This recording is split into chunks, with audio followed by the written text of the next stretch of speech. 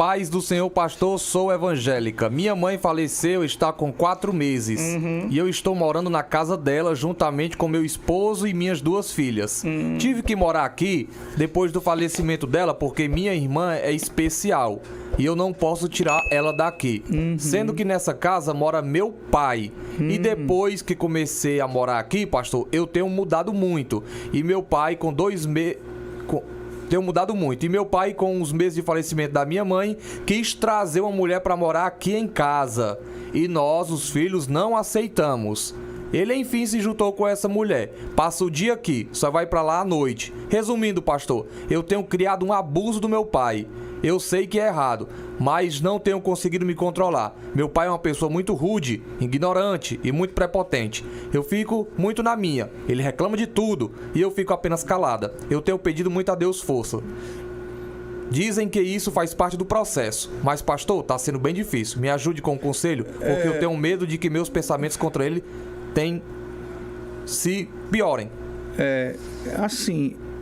É uma situação complexa, né? E você meter o dedo assim no assunto de família é complicado. Mas assim, você está dentro do que é dele, né? A casa é dele. Você casou, você tem sua família, né? Aí eu conheço suas razões e os seus motivos, porque você tem uma irmã que é especial e alguém precisa cuidar dela, né?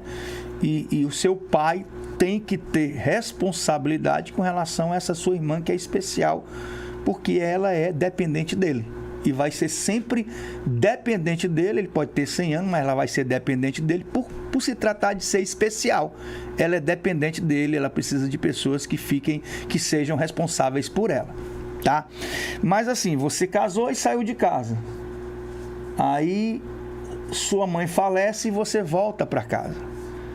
E você voltou para dentro de um espaço que pertence a ele. Então ele está se sentindo incomodado com a sua presença, porque a casa é dele.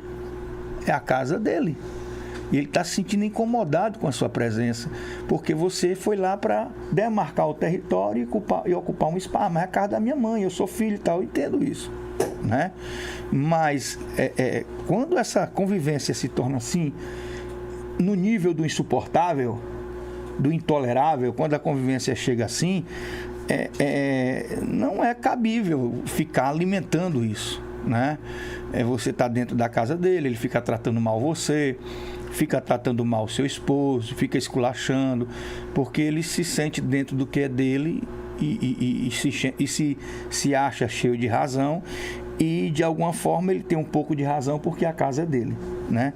O ideal é você ter o seu espaço, mesmo você querendo cuidar da sua irmã, mas você ter um local para você viver com o seu marido e com a sua família, e permitir que seu pai viva a vida dele. Se ele vai quebrar a cara, se a mulher vai enganar ele, se ele vai ser um velho besta na mão dessa mulher, aí é problema dele. Você vai orar por ele, você vai amar, vai orar, porque é seu pai e não vai deixar de ser seu pai. Mas a gente não pode querer ser dono da vida das pessoas, né? A sua mãe faleceu, isso é uma pena, é lamentável. Alguns homens sofrem com o falecimento da esposa, alguns homens nem se casam mais, né? E continuam ali vivendo a vida deles para a família, para os filhos. E outros homens não, outros homens quando a esposa falece, não espera nem ali, não dá nem o tempo necessário, o cara já está todo aprontando por aí. Os filhos só vê notícia do pai namorando aqui, namorando acolá, com um aqui, com um acolá. Enfim, a gente às vezes não concorda com as coisas, mas a gente não é dono da vida das pessoas. E a gente precisa entender e respeitar os espaços das pessoas. E respeitar o direito das pessoas. Então, assim, se o seu pai tivesse se socado dentro da sua casa, você estaria incomodada, né? Você estaria incomodado, poxa, seu marido, poxa, teu pai vem morar com a gente aqui, fica se metendo nas coisas, vem morar com a gente aqui e tá se metendo e tal, e a gente já tá ajudando ele, não sei o que e tal. Pois é, mas aí ao contrário, você foi para dentro da casa do seu pai. Você foi para dentro da casa dele, né? A casa é dele, embora seja da sua mãe, mas é dele. Então, assim, peço a Deus para te dar paciência, Acredito eu que o certo, na minha opinião, eu tenho aqui poucas informações e estou falando aqui baseado nas poucas informações que eu tenho. Mas na minha opinião, ore pelo seu pai, ame seu pai, tenha paciência, mas o meu conselho é você sair de dentro da casa dele e procurar ter o seu próprio espaço. Você procurar ter seu canto para você ficar com seu marido e com sua família.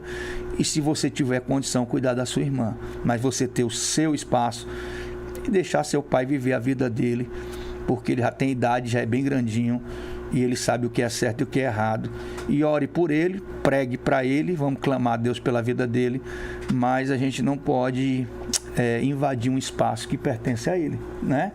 Então, eu acredito que o certo é você ter o seu espaço. Agora, se você também tem outras saídas, né? Deixa eu falar aqui, Breno. Tem outras saídas porque você pode também exigir juridicamente que ele venda a casa e dê logo sua parte, né?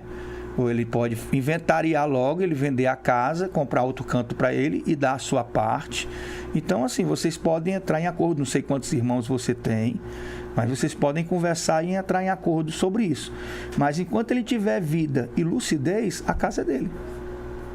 E você está morando dentro do que é dele, porque você é adulto e já é casado. Então, o ideal é você ter o seu canto e o seu espaço. E mesmo assim orar pelo seu pai. Houve aí uma violação de espaços, uma violação de intimidade, e isso estressou o velho. O velho está estressado porque o território dele foi dominado por outras pessoas e ele queria ter o espaço dele e a casa dele. Se ele ia colocar uma ou duas mulheres ou colocar outro homem lá dentro da casa, era problema dele. Mas a casa é dele. Então, assim, ele tá insuportável e ele vai ficar cada vez mais incomodado e mais insuportável até você sair de dentro da casa dele. E isso vai te desestruturar, isso vai te perturbar, isso vai te inflamar, isso vai te adoecer espiritualmente, você vai ficar doente. Então, o meu conselho é você ter o seu canto, esperar passar isso aí, ser curada disso aí e orar pelo seu pai, porque eu acredito que Deus tem uma obra na vida dele. Tá bom?